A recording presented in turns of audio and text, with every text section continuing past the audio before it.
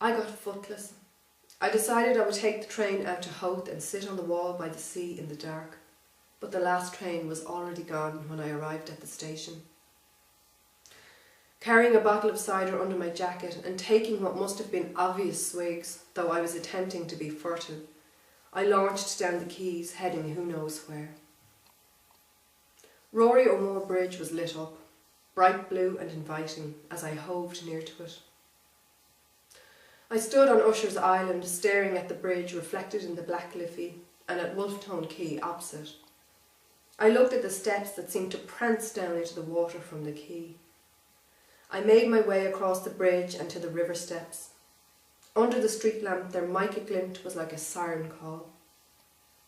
Leaving my shoes, jacket and bottle of cider on the footpath, I hopped the wall and ran down the steps, straight into the cold, cold water. I swam, badly, the width of the Liffey, and as I swam I talked to Maud. "I'm sorry," I said, "about the cat, about the budgie. I'm sorry, Maud." I was crying and shivering, pulling my arms through a clumsy front crawl.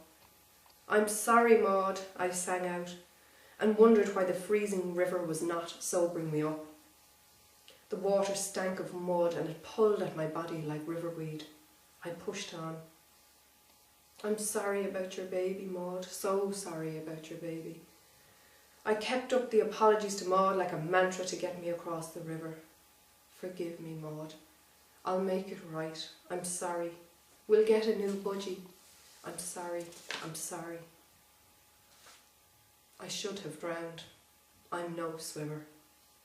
I hauled myself up onto the steps on the opposite quay. I sat, shivering and crying for a while. Then I slopped in my wet socks over the bridge to retrieve my things.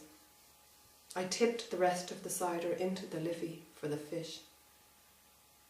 That swim was one of the stupidest things I have ever done, but I'm more ashamed of what I did next. I went to the cova and threw a rock through the front window. I watched as the glass jagged and shattered. I felt wholly empty. I went home and slept it off. "Dominic," Chuffy said as I took my place at the bar. "Long time?" He poured a Sidona, which he set in front of me.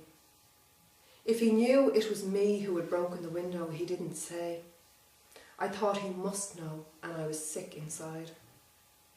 "Maud," I said. "Went to Boston last month," Chuffy replied. I sipped my Sidona and looked around to see who else was in. Thank you.